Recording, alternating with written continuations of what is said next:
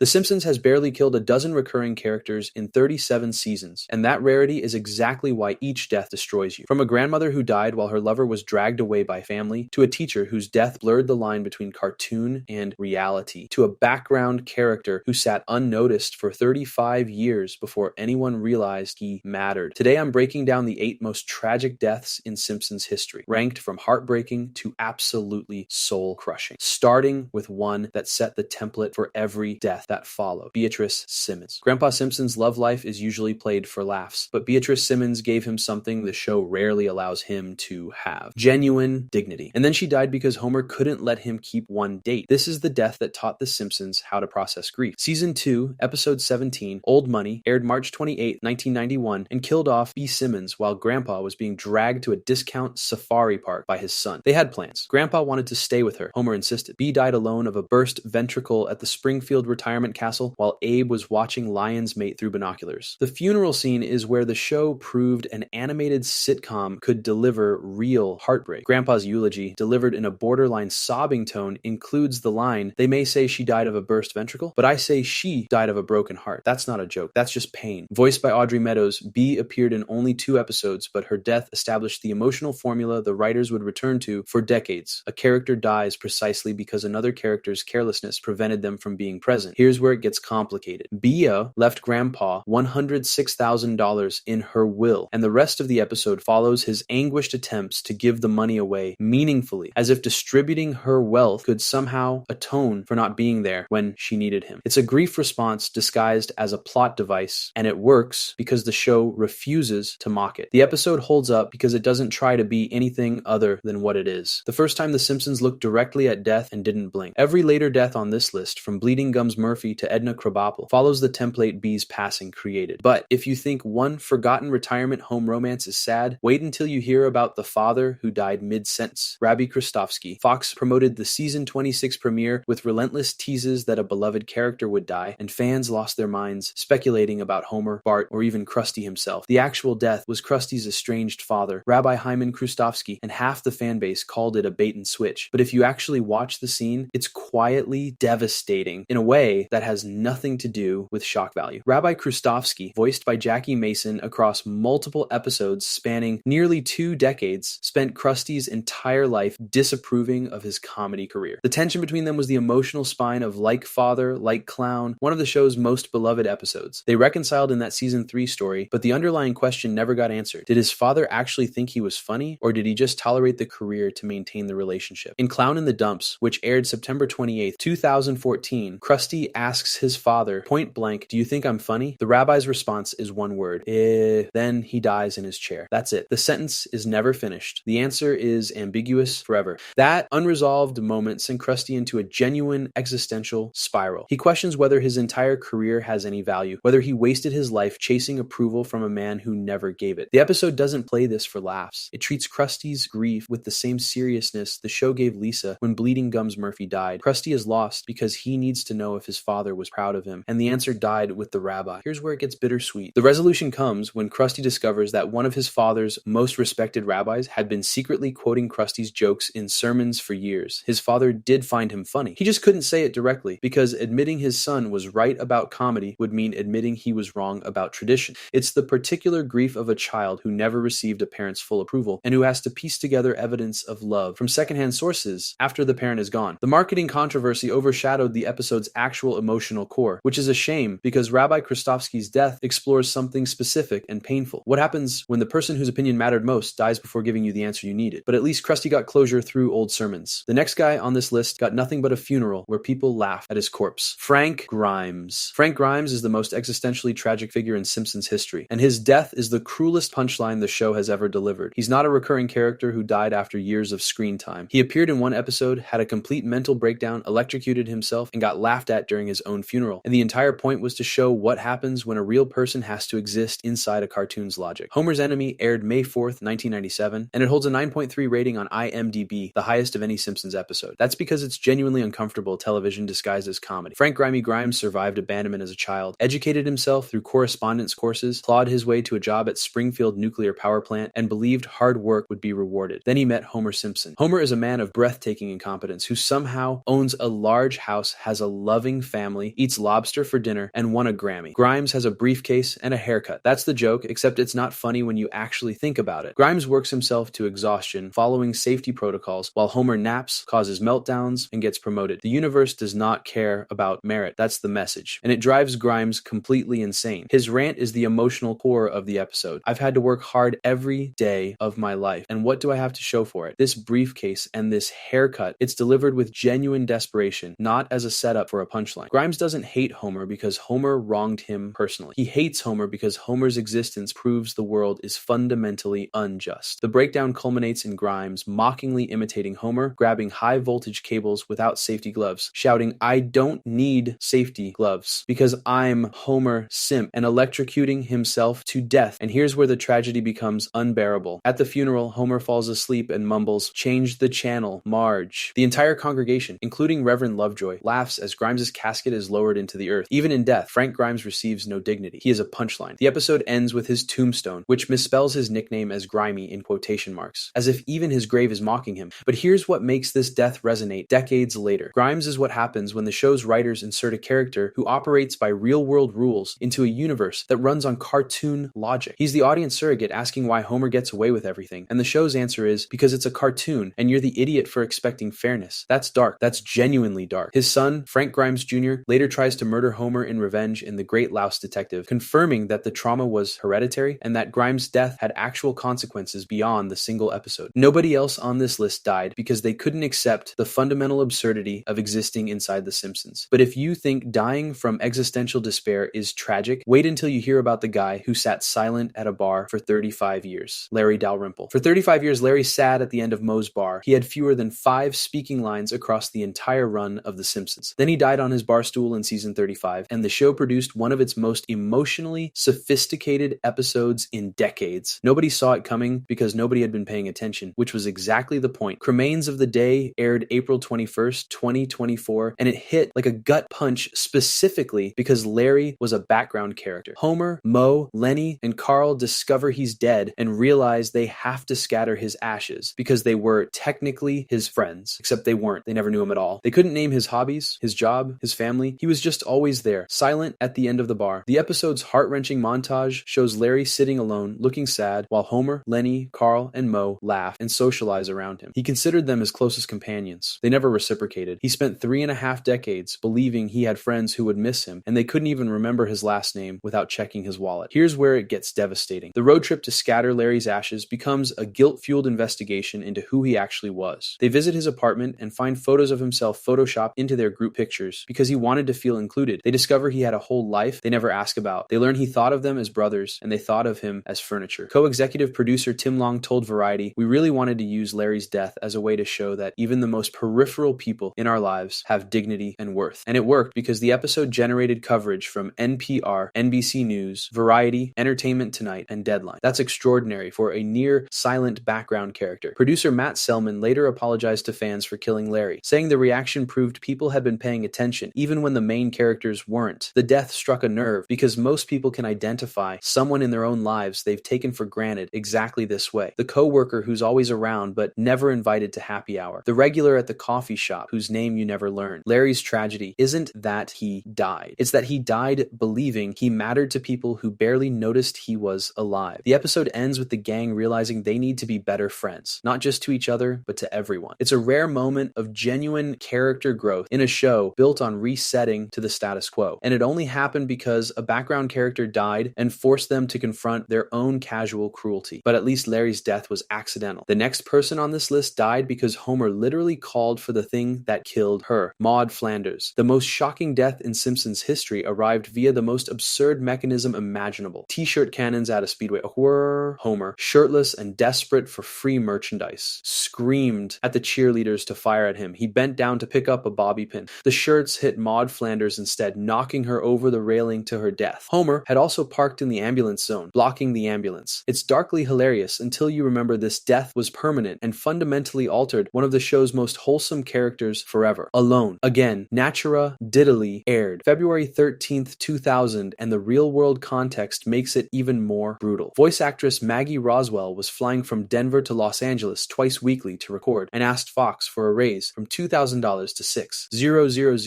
per episode to cover the costs and time. Fox offered $150 more. Rather than negotiate or recast quietly, the producers killed Maude to open new storytelling for Ned. It was a business decision that became one of the show's most emotionally resonant arcs. The aftermath gave the show some of its most quietly devastating moments. Ned reaching for the empty side of the bed and finding nothing. His admission at the grief counseling session, I can't believe my last words to Maude were "no foot longs." That's the kind of small, stupid detail that makes grief unbearable in real life. Not the grand moments, but the mundane final exchanges you'd give anything to take back. Homer's crushing guilt added another layer. He called for the shirts. He bent down at exactly the wrong moment. Maude's death is his fault in a way that's impossible to dismiss as cartoon logic, and the show lets him sit with that. The scene where he tries to apologize to Ned and can't find the words is played completely straight, no jokes, just two men processing something neither of them knows how to handle. But here's what makes this death uniquely tragic. It permanently changed Ned Flanders as a character. Before Maude died, Ned was a cheerful, somewhat annoying foil whose faith was unshakable. After, he became a man whose faith would be tested repeatedly. He eventually married Edna Krabappel, found happiness again, and then lost her too when actress Marsha Wallace died. Ned is the only Simpsons character to be widowed twice, and that accumulated grief transformed him from a one-note joke into something resembling an actual person.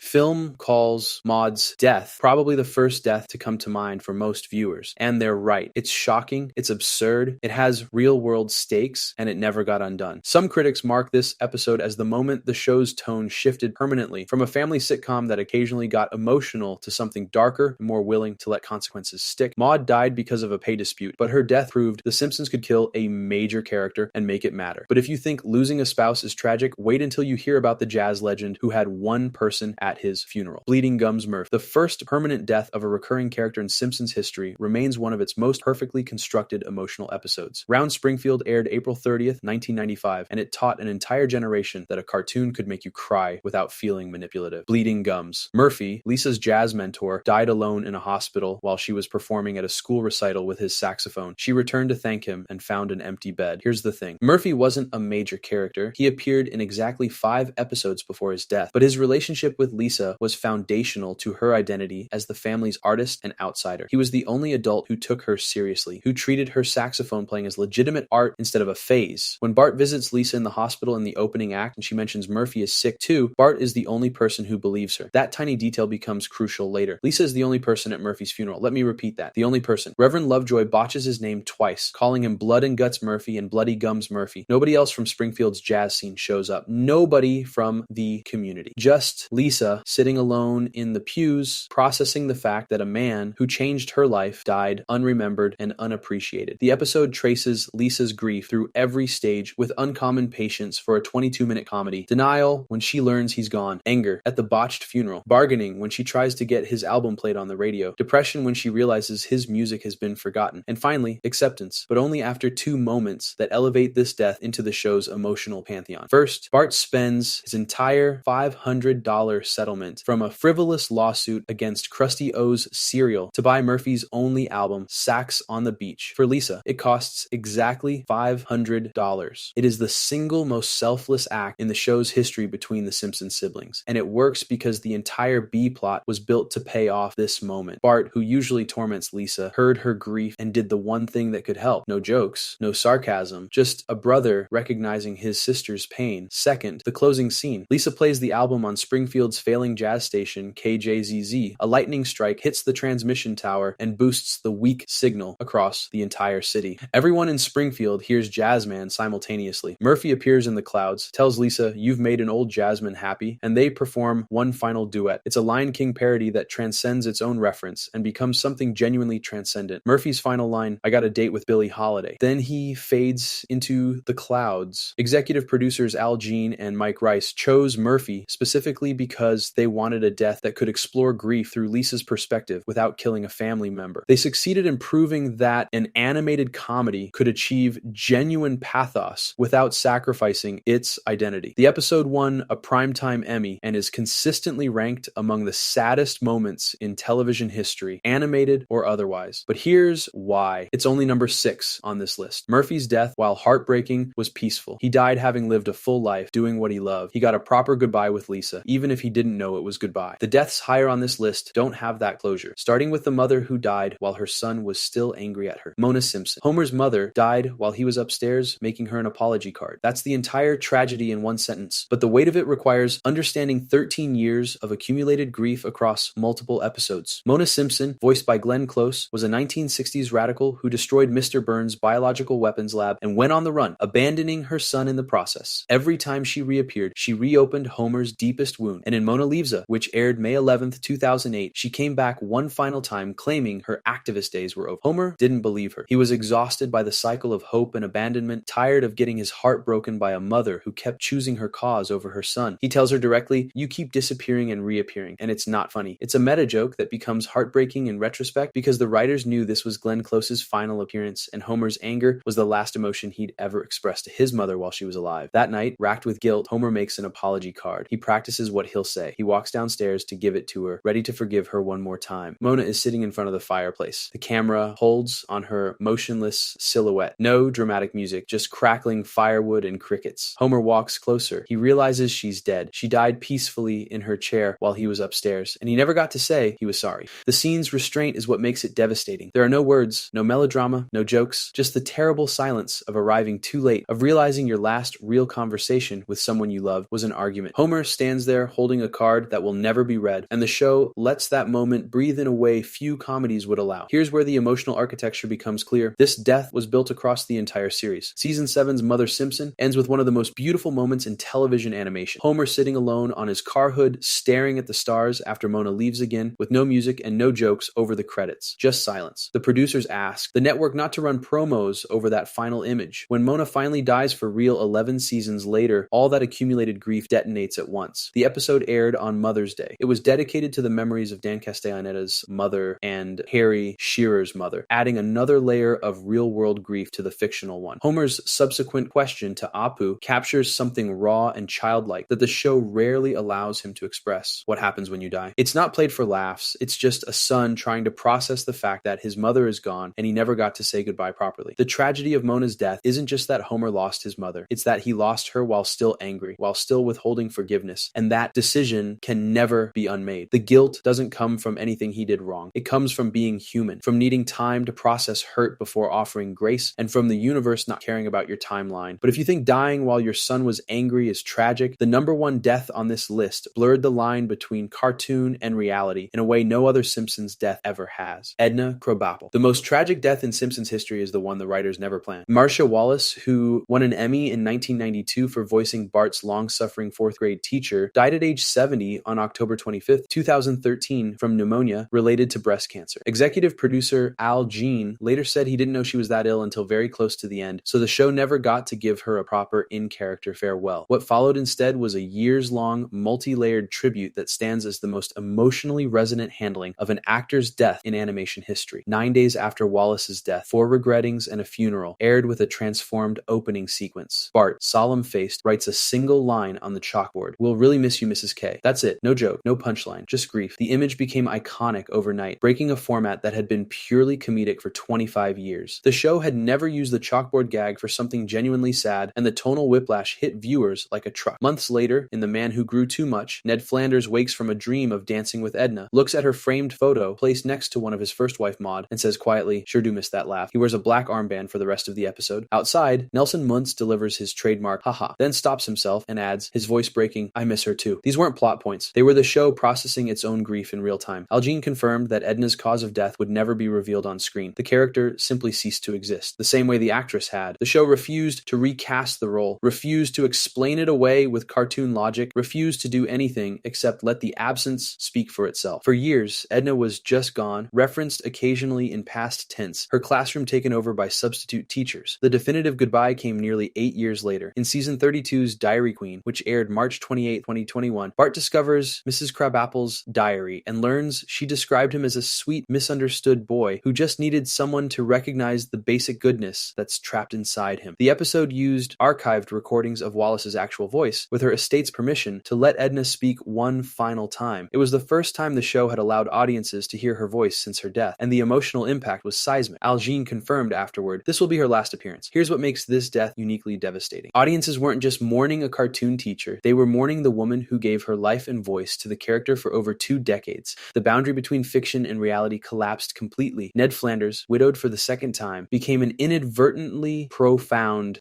portrait of accumulated loss. The show's refusal to recast, its patient multi-year tribute, and its final use of Wallace's own archive voice elevated Edna's departure beyond a plot device into something closer to a genuine memorial. Of all the deaths on this list, it's the only one where the grief on screen and the grief behind the screen were the same. Frank Grimes died because the universe is unfair. Mona died while Homer was angry. Maude died because of a t-shirt cannon. But Edna Krabappel died because Marcia Wallace died, and no amount of cartoon logic could undo that. The Simpsons, a show built on the premise that nothing ever permanently changes, had to confront the one thing it couldn't reset: mortality itself. And it handled it with more grace and dignity than most prestige dramas ever manage. If you enjoyed this video and want to see more, click the video on the screen now.